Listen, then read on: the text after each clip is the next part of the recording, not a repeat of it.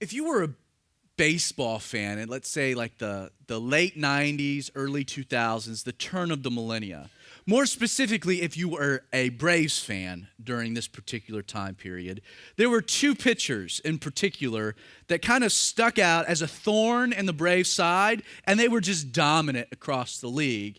Two buddies, really, Andy Pettitte and Roger Clemens. Over the span of about 9 years, beginning with the 1999 season and continuing all the way through the 2000 season, these two pitchers playing for the same team would dominate the league. Clemens, Pettitte, they would anchor the top end of the Yankees rotation from 1999 to 2003. They would win during that time period 2 world championships. In 1999, they swept the Braves in 4 games. Terrible. The next year, they repeated in 2000. Interesting, after that particular season, both Pettitte and Clemens would leave the Yankees and go to the Houston Astros for 3 years.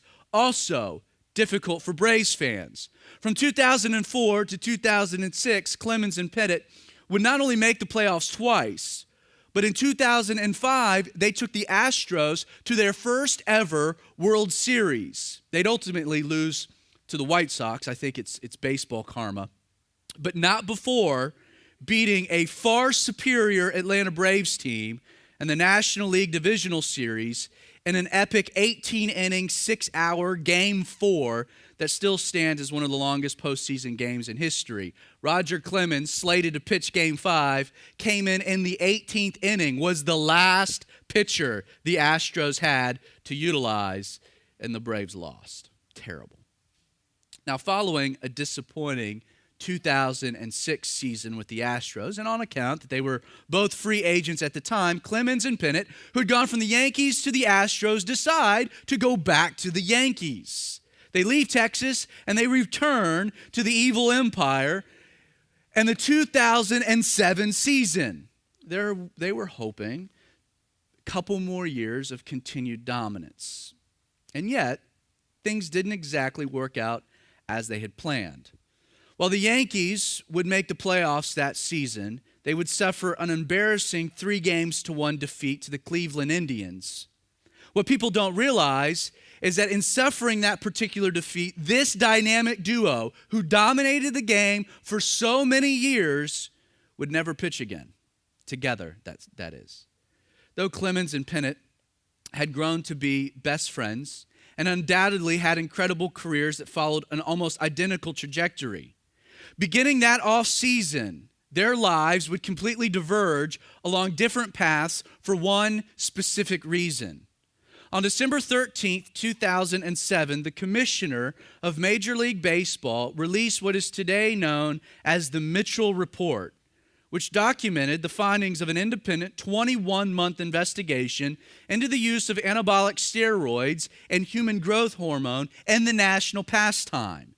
In this 409-page report, George Mitchell cited explosive testimony of former New York Yankees strength and conditioning coach Brian McNamee, who named both Clemens and Pettitte as repeat steroid users. McNamee, in addition to being the strength and conditioning coach for the Yankees, had also been the personal off-season trainer for Clemens and Pettitte. Though Clemens vehemently denied these allegations, he continues to do so today, even filing a defamation lawsuit in 2009 against Brian McNamee. On a side note, he wouldn't win his suit, and as a result of a countersuit, would settle for an undisclosed amount of money just last year, so many years after the fact. But Clemens' reputation was tarnished. He was brandished a liar and would never play the game he loved ever again. In contrast to Clemens' approach, on December 16th, 2007, just 3 days after being named in the Mitchell Report, Andy Pettitte did something pretty radical, something that no other baseball player who had been accused of PEDs had ever done. He called a press conference where he admitted to using HGH in 2002 in order to recover from an elbow injury that had almost ended his career. In addition to admitting using steroids, Pettitte also apologized, humbly apologized to the Yankee fans and the Astro fans that he had let down through his actions. Because of his honesty and the fact that it really came as a breath of fresh air amongst the steroids-laden era of baseball, not only would Pettitte pitch for another 5 seasons, winning one more championship with the Pinstripes in 2009, but on August 23rd of last year, the Yankees honored Andy Pettitte in a post-game ceremony where they not only retired his number 46 jersey, but they gave him a plaque in the famous Monument Park of Yankee Stadium. While each of these two men made the same identical mistake, they cheated. The irony is that the way in which they both handled themselves following, well, it determined totally different outcomes. Clemens was ostracized, never allowed to play the game again. Pettitte was restored, pitched for another 5 years, won another World Series. It was honored by the team he admired. Please understand, though a sinless life may be the intended goal of regeneration, it's never the result. Isn't that the case? While it's true that we all possess the power to never sin again on the account that we've been filled with the Spirit of God, the Holy Spirit living inside of us gives us a power to never sin again because the flesh, tainted by sin, remains a part of the human condition. Sinful behaviors, even for the believer, are inevitable. Yes, positionally, you are sinless before God, but practically speaking, you know what? I hate to break it to you. Brace yourself. You're going to blow it. You're not going to be sinless. Now, knowing this reality as being an unavoidable part of the Christian experience for every man and woman, Paul, as we get to chapter 6, he transitions his discussion of grace from the individual, the applications and implications of the individual, onto now the manner in which grace should be applied to the greater organism of the church community. Verse 1 of chapter 6, Paul's letter to the Galatians, we read, "Brethren, if a man is overtaken in a trespass, you who are spiritual, restore such a one in a spirit of gentleness, considering yourself, lest you also be tempted." Paul begins this section, brethren, which is important. For not only is the following exhortation relevant for pastors and for church leaders, by using this term brethren, Paul's making it clear that the application and implications for what he's saying is just as applicable to you as it is to us. That it's not just pastors, it's not just church leaders, that is every Christian should carry forth this particular exhortation. Understand that if we're all seeking to walk in the Spirit and not the flesh, the church community the Spirit will supernaturally create will be one that oozes with grace and resists legalism. Like, in a sense here, Paul is describing what the radical nature of a spirit culture looks like. As we've noted in previous studies, how we treat one another is really the foundational litmus test for whether or not we're right with God and abiding in His grace. As Jesus said in John chapter 13, verse 35, by this, all will know that you are my disciples. How? If you have love for one another. Love. God's love, and then the reciprocation of that love to those around us. Love itself is central to the gospel message. Without love, there is no gospel. Without the gospel, there is no love. In 1 John 3, verse 11, the apostle of love said, "For this is the message that you heard from the beginning, that we should love one another. And then a couple chapters later, in chapter 4, verse 7, he says, "Beloved, let us love one another, for love is of God, and everyone who loves is born of God and knows God." You can't escape love. It is legalism and the various gospel distortions that we've brought up that foster a church culture of division and divisiveness, not love. A church full of selfish ambition and jealousies and envies is not one yielded by the Spirit of God. It's not one yielding fruit of the Spirit. Never forget, if you aren't actively loving others, one is free to question whether or not you fully experience God's great love for you. You can't escape the reality. As Pastor Joe Foch so eloquently stated, grace received is grace bestowed. And it's with this in mind that Paul now carries our love for one another out to a place, a destination where the legalist will never travel, a place the legalist will never go. You see, the surest way to know if you're walking in the Spirit or have adopted a legalistic mindset is to consider how you treat someone overtaken by sin. You see, then love, the rubber of love, meets the difficult road. Paul begins, he says, if a man is overtaken in any trespass. And the way that Paul frames this, there's no doubt, he is deliberately setting up a contrast. He's contrasting the Christian who, while walking in the Spirit, is overtaken in a trespass with the person mentioned in the previous chapter who is deliberately practicing works of the flesh.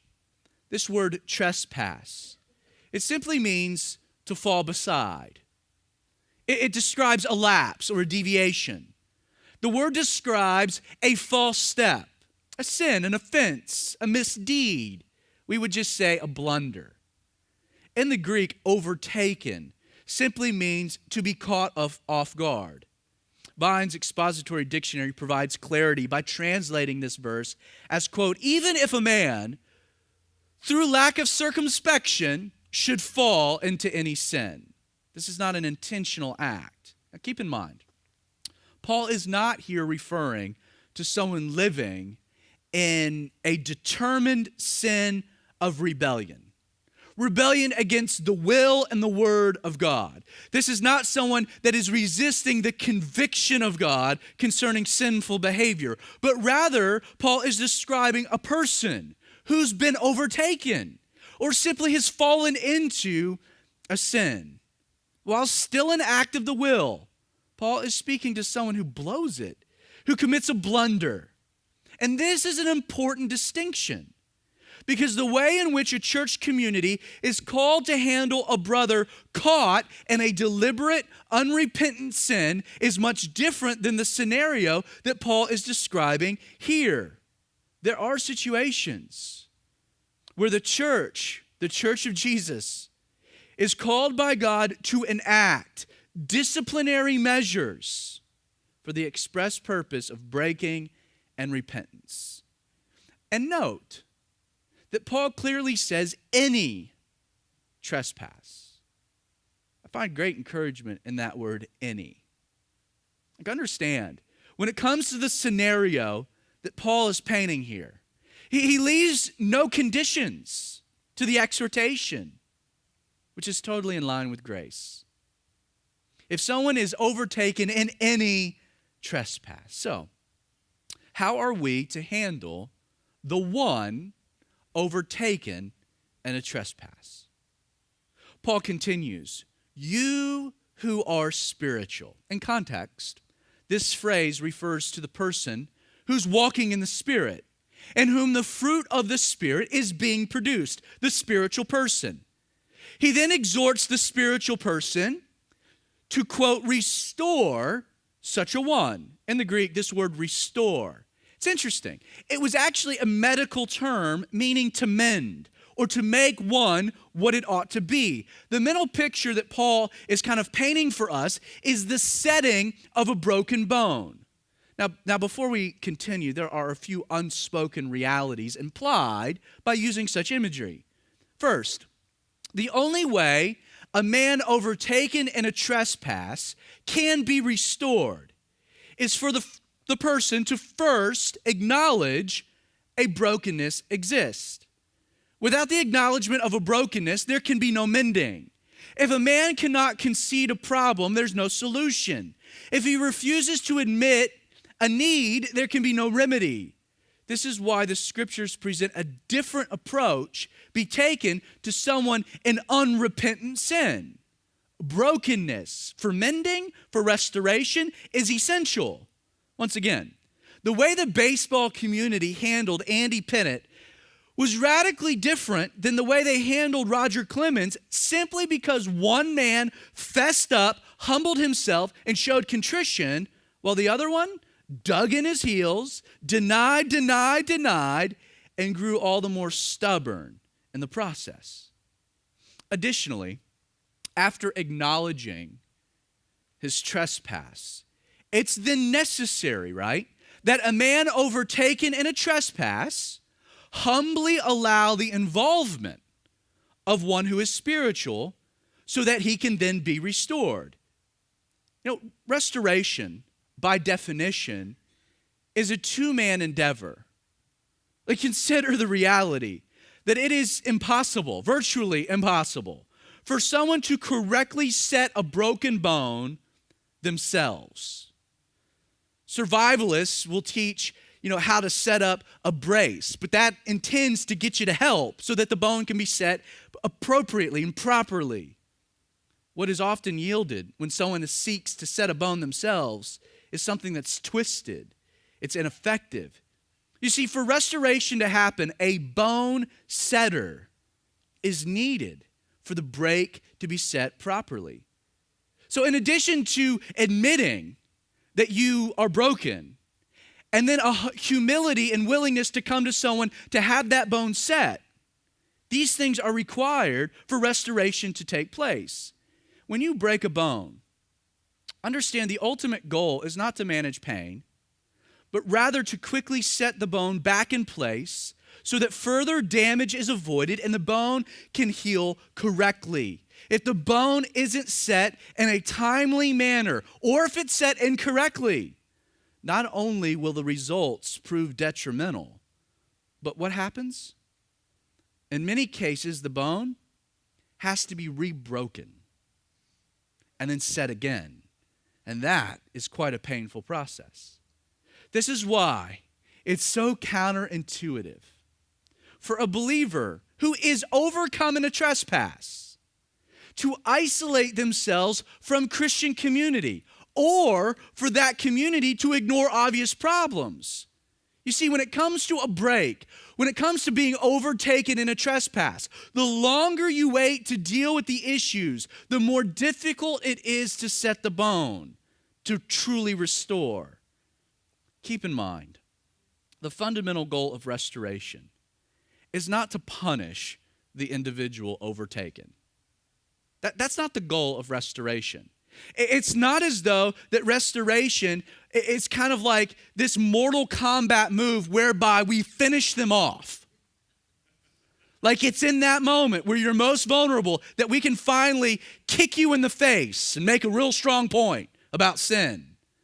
No, you see, restoration, true restoration, biblical restoration, with the environment established, you see, it desires to see that person who's been overcome in a trespass return back to the place they were before they were overcome. You see, the heart behind restoration is a desire to see that person find healing over comfort, correction over coddling. The point is to set the bone so that the limb heals and returns to its functional purpose, which demands we consider what the person overcome in a trespass needs to be restored to. Don't lose sight of the fact the entire context for this admonition is this contrast that Paul has established between the works of the flesh and the fruit of the Spirit. Not to mention the much larger reality that the flesh and the spirit will simply never coexist. Though sin in the life of the believer does not affect a person's position before God, grace has gloriously declared you righteous apart from your involvement. You are righteous before the throne of God. Sin, as a work of the flesh, does have a consequence. It has a consequence in this regard. It's that sin hinders your ability to grow in godliness, what grace wants to yield, because it restricts your ability to walk in the Spirit. Like, it's only logical that the work of restoration center not on the particular trespass that's been committed or the specific work of the flesh, but that restoration instead focus on helping the person get back to walking and being led and living in the Spirit. Now, don't get me wrong. Sin and these various works of the flesh do carry with them very real and unavoidable consequences. Consequences that must be navigated for restoration to occur. Paul will get to this in a moment. And yet, the ultimate remedy when you're overtaken in a trespass is never more of the flesh, which is what legalism proposes, doesn't it? Legalism approaches the one overcome with things like this. This is what you can do to fix the problem. These are the steps you can take. No. The flesh is the problem. You see, the solution to restoration is always more of God's Spirit, not more of the flesh. Understand, the original remedy to sin remains the remedy for sin. It's not you, but Jesus' work on the cross. When dealing with one overcome in a trespass, we would be wise to always remember the trespass occurred. Why? Because that person in that moment, in that situation, operated how? In their flesh and not God's Spirit. Therefore, restoration should focus on doing what? Helping that person get back to walking in the Spirit. Because the stakes in these situations are so lofty, Paul continues by saying it's important, we quote, restore such a one in a spirit of gentleness. How tragic it is that so many people who have been overcome in a trespass are no longer found in our ranks today because they were treated by a church in a manner that can only be described as not being gentle. Doesn't Paul's exhortation towards gentleness make total sense when you see restoration in the context of a bone setter, the setting of a bone? Like, consider if you break your arm and you need someone to set the bone correctly, what characteristic do you want to find in that person? A spirit of gentleness. I don't need someone that's haughty. I don't need someone that doesn't have a concern for feelings and emotion. Like, I need someone who's tender, who's going to do the job, but recognizes this hurts, and this is difficult, and this is painful. I need someone gentle. So how is it that we possess such a spirit? Two realities to consider. First, don't forget, in context of the previous chapter, that gentleness is not something that we find naturally in our lives. It's not a natural manifestation of the flesh, is it? No. Gentleness is a fruit of the Spirit. Defined as someone who has strength but under control. Always remember that it's impossible to possess any of the fruit of the Spirit without the active involvement of the Spirit behind the fruit. When charged with the task of restoration, knowing gentleness is required, realize You just need more of God's Spirit. That you yourself need to walk in the Spirit. That in order to have a spirit of gentleness, you need the Spirit behind gentleness. Secondly, Paul continues, look at it, quote, considering yourself, lest you also be tempted. This phrase, considering yourself, is interesting. For it literally means to fix one's eyes upon yourself. Like, understandably, that's kind of a very weird direction for Paul to take. Like, we've been tracking through Galatians, and then he gets to this point, and he says, consider yourself. Like, that's weird. Paul has been driving home for 5 chapters that the key to avoiding self-centeredness is not to look at oneself, but instead to be God-centered and others-focused. And yet, the truth is that the key to properly handling a person caught in sin with gentleness is to always remember this important truth, that you're no fundamentally better off than they. Consider yourself, lest you be tempted. We should always be cognitively aware when dealing with a brother or sister in sin that our flesh, your flesh, would immediately lead you to the very same destination if allowed. It's been said that we're all one decision away from completely ruining our lives. Consider yourself.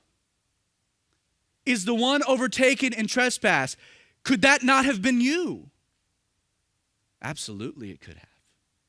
Our flesh is capable of all types of wickedness.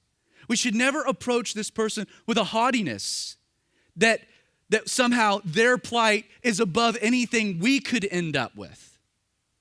We're all capable. Isn't it true that when faced with a person caught in sin, it's so easy for legalism to see such an occasion as an opportunity to puff oneself up with pride, with moral pride. This is why, friend, we must allow grace. We must consider ourselves and allow grace to remind us of the one most powerful, overarching reality, that the ground is completely level at the foot of the cross. Paul continues in verse 2, bear one another's burdens and so fulfill the law of Christ. This word bear is an interesting word, for it literally means to get the shoulder under to carry. That's what the word means. To carry what, you might ask? Paul says, another's burdens, or literally, another person's heaviness, weight, trouble, what this word burden means. The word, it describes something that's hard to lift and even more difficult to carry. Bear, get your shoulder under someone else's heaviness and so fulfill the law of Christ. The idea Paul is conveying is that in order to restore the one overcome in a trespass so that this person can return to walking in the Spirit, is that it's essential for the one who is spiritual to intervene with the specific intention of carrying the practical consequences of that person's sin. Think about it like this.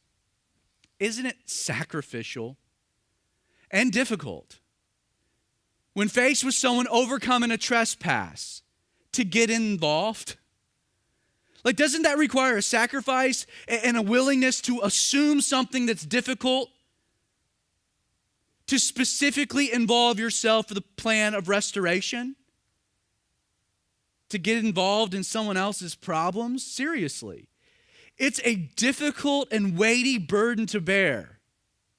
Anytime you willingly jump into the fray or wade into the muck to help someone dealing with a marital crisis, to carry that, or to help someone work through poor financial decisions, or to overcome an addiction, or to see two friends who are squabbling overcome differences to find reconciliation.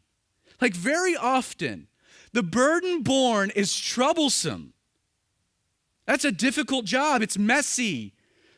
The burden to get your shoulder under is heavy.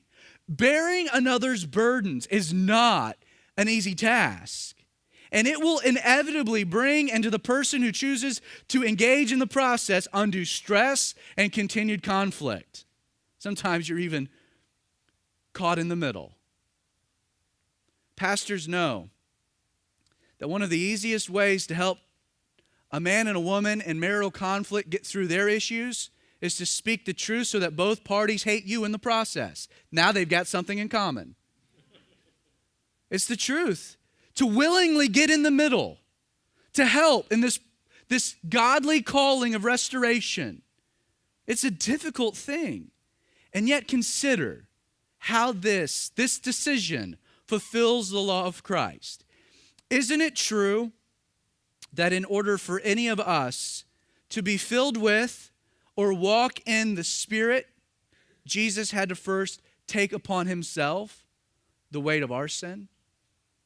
That Jesus had to first bear our burden? Now, knowing how difficult a task bearing another's burdens is, Paul provides here 3 realities that we should always keep in mind when we embark on such a difficult endeavor. Look at verse 3.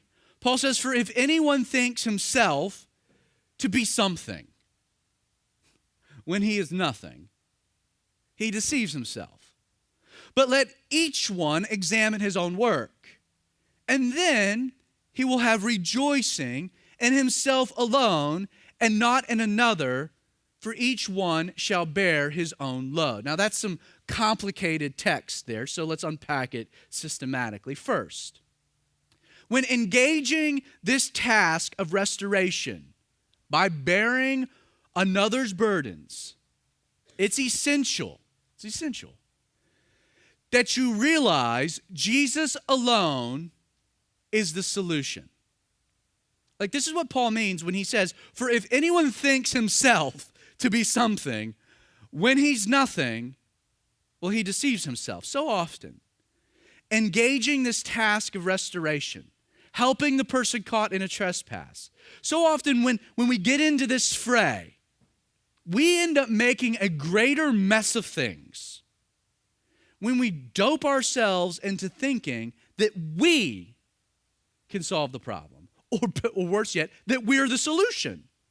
Like, how arrogant it is, how arrogant a position when we're powerless to solve our own problems. If you can't solve your own problems, who are you to think you can solve someone else's? This is what Paul means. Like, you think you're something which you're not. It's self-deception. This is why, in engaging this task, the key to bearing another's burden is to never forget 2 things. 1, Jesus is the solution, not you. Pointing the person back to the cross is the remedy, not you. Jesus, more of Jesus, less of them, less of you, more of Jesus. Your job is to get their eyes onto Jesus. That's why we have an elder available for prayer for every worship service. It's not so you can come to him and he can give you proper advice on how to deal with your issues. Like, Larry's a wise man, he's not that wise. He's a good man, he's not that good. Instead, Larry's job is to hear you and point you to Jesus, the remedy. To be that connecting point. So first, realize you're not the remedy. 2, realize it's not a burden you carry. Jesus said in Matthew chapter 11, verse 30, "My yoke is easy and my burden is light." If you try to carry another's burden on your own, it will crush you under the weight. It's why not only should your job not be the solution, but to point to the solution, but in carrying that load, you allow Jesus to do it. Secondly, when engaging this task of restoration by bearing another's burdens, it's essential you find joy in the work and not the result. This is what Paul means when he says, "But let each one examine his own work, and then he will have rejoicing in himself alone and not in another." Like, while it's true that this task, bearing another's burdens, the task of restoration, it's heavy, it's tiresome, it is Christ-like. Like there is an aspect of being like Jesus, engaged in that particular process, which means that as the Spirit of God works in you and works through you in such a way that there should be a joy. Yes, it's tiresome. Yes, it's heavy, but there should be a joy.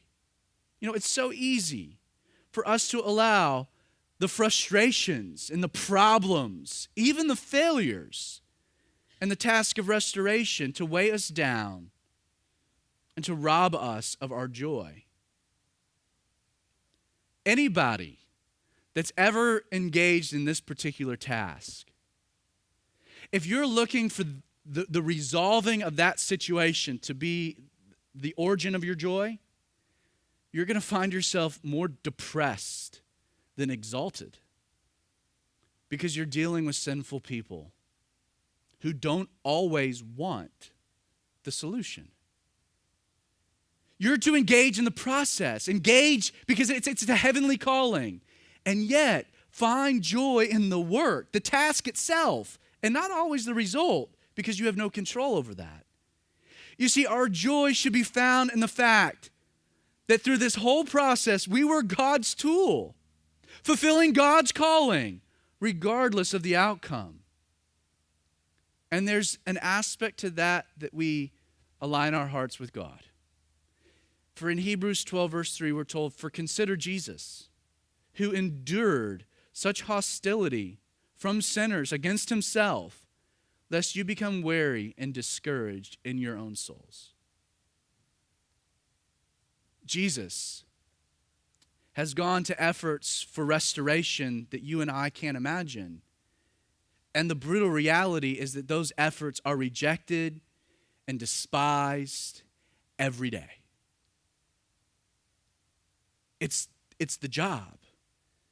It's being his hands and his feet. It's finding joy in being used, not the result. Finally, when engaging this task of restoration by bearing another's burdens, it's essential you remember the task. It's your spiritual duty.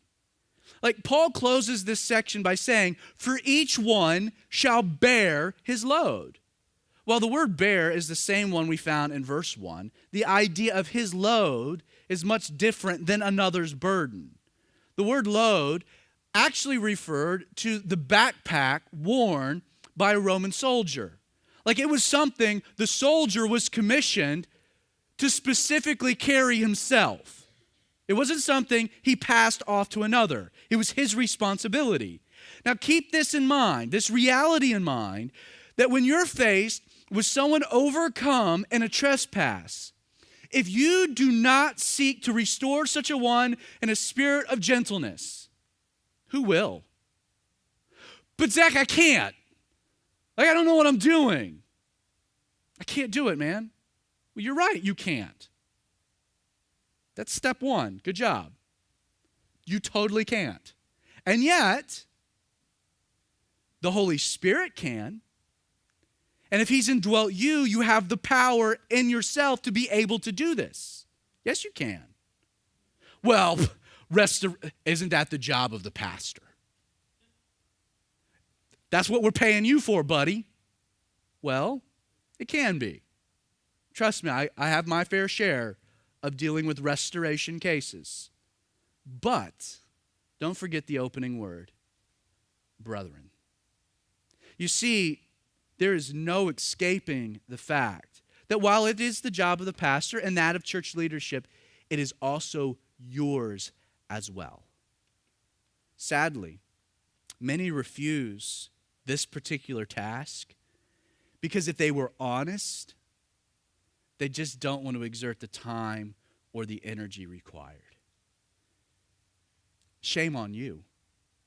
In Philippians chapter 2, verse 3, Paul made it clear that this spirit culture, this environment fostered by God's amazing grace is only possible when everyone involved esteems others better than himself. Refusing to get involved is selfishness. It's not Christ-likeness. I can't wrap up this section of Scripture without first making it clear. To anyone here this morning overcome in a trespass, that it's okay. Like God's not up in heaven shocked. It's not as though you let him down. God still loves you. His love hasn't changed. Shocker. You blew it. Duh. It's going to happen. Like seriously, you failed. I don't know what you did, but you failed. All of you failed sometime this week. Put money on it. But while you might have failed, that doesn't mean you're a failure. Like Jesus died for all sin. And his grace remains just as sufficient in this moment as it was when you first experienced it. Like understand, the worst thing that you can do when you're overcome is to fail to come and confess to one who is spiritual. Restoration demands that you allow someone to help set a bone, to set that bone correctly, as well as to allow someone to help bear your burdens. And how does this happen? A bone setter's main job is to always remind the person of God's amazing grace. A bone setter focuses on getting that person's eyes back on Jesus. Because the problem with the trespass is that for that moment, they took their eyes off of him. In your pride, you can try to carry it on your own. You can try to fix it all. You can even deny. But never forget, setting a bone improperly will only cause a gimp to develop in your walk. When I played Little League Baseball, there was an assistant coach in the league who always wore these really high socks. In the dead of summer, man, he's wearing these high socks, shorts, high socks, really goofy look. Like even in the 90s, not a cool look. And one day, he was asked why. And he pulled down one of his socks, and seriously, his leg went like this and like that. That when he was a kid, he broke his leg and never got it set properly. And it grew back goofy. And he always had a limp. And the amount of pain that would be required to get it all fixed was just more than he was willing to do. So he lived with it. I'm tired of seeing so many believers with a gimp in their walk. We have too many people that are not running the race with endurance because in pride they've refused to have a bone set. We know it'll happen. It's inevitable for us all. Why do we resist help in our time of need? Like if you need this morning complete healing, it's okay. No one's going to judge you, condemn you, throw a weight on you. No one's here to finish you off, to stomp you in the face, to make a point. Like the truth, as James said, he said, confess your trespasses to one another and pray for one another that you may be healed. The effective, fervent prayer of a righteous man avails much. Finally, I think it's tragic that the church today takes one of two approaches that both fail to provide restoration. If we're honest, a lot of people are afraid to confess because of the way the church handles confession. On one end of the spectrum, you have churches who view restoration as a no-consequence free pass, which masks itself as being the most loving and Christ-like. It's kind of the ostrich approach to sin. Stick your head in the sand and just hope for whatever happens. Regrettably, to do this, these churches employ the anti-gospel distortion of grace, so I can do anything, to justify focusing on God's love for the person and not God's desire to transform behaviors. And yet, on the polar opposite end of the spectrum exists the legalistic church, who views restoration as a harsh road that requires penance and endured consequence. Ironically, these churches employ the anti-gospel distortions of grace and do these things as well as grace, but don't do these things in order for a person to be able to redemonstrate the fact that they've gotten it so that they can show their worthiness again. Instead of ignoring brokenness or cannibalizing the broken, it is our prayer that Calvary 316 be simply known as a grace place. Like, may we be a community, this little church, that represents a spirit culture. May we always demonstrate the grace and the love of God. The love that God has shown to us, may we show that same love and grace to each other, especially in the moments that we fail to live up to a life consistent with our heavenly calling. May we actively seek spiritual restoration through a spirit of gentleness and demonstrate to each other a willingness to bear one another's burdens. For there is an inescapable truth to these things. First, not only will you need restoration yourself, as it's inevitable that you'll be overcome with a trespass, but you never forget the person who restores you in such a way. Isn't that the truth?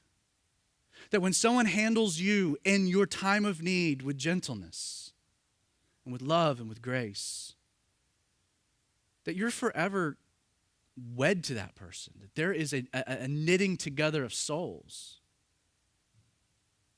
When I was 11 years old, for the second time, I broke my arm playing football in the church playground. Might be some subconscious reason we don't have a playground, because I just have bad memories of church playgrounds. Broke my arm. Just so happens that we were about 2.5 blocks away from the church in a bank parking lot. I was going back for a punt, didn't see the curb, hit the curb, fell, put my arm down, and the bone stuck out. It was a nasty break. And I'm laying there looking at my arm, and my hand is this direction, and I'm thinking, that's not normal. And immediately, a gentleman in the church who was playing football with us, his name was Michael Gass, he ran over and he grabbed my arm, grabbed the brake. And I was in shock. I just looked at him and he looked at me. He helped me up. One of the ushers ran ahead to pull my mom out of the service. We had to go to the ER. And Michael proceeded to walk me back, lovingly, holding my brake, blood in his hands. We got back to the church. My mom had come out. Remember, this is my second time doing this in the span of about a year, so we got a routine down. Open up the van door. I sit in. And it's at that time that Michael's going to hand me my arm. And I look at him with just saucers. I said, He goes, I got to give your arm back. It hurts too much. And so he said, scoot over. So I scooted over. He got in the van with me. And he held my arm for the next 3 hours till we finally got back to the right doctor. And they had given me some pain medication. And where the nurses are like, you're going to have to let him let go. I was 11 years old. Today, I stay in touch with Michael Gass. You don't forget someone. And that's a physical break. Spiritual ones, you don't forget a church that doesn't judge, that doesn't hate, that loves. Now realize there's some things required on your end. Admitting, coming. We can't help someone who doesn't want help. We won't admit it. But in the moment where there's humility, and the moment where, like Andy Pettitte, you call the press conference. I'm caught. I'm guilty. And I need help. A spirit culture is a culture, not just where the pastor seeks to restore, but where we all seek to restore each other. No one person can carry it. The elders can't carry it all. A spirit culture is where we each esteem each other over ourselves and make the decision to be part of this godly process, even when it can be nasty and it can be tiresome and it can be burdensome. But may we find our joy in the fact that it's still a spiritual task nonetheless. And so, Father,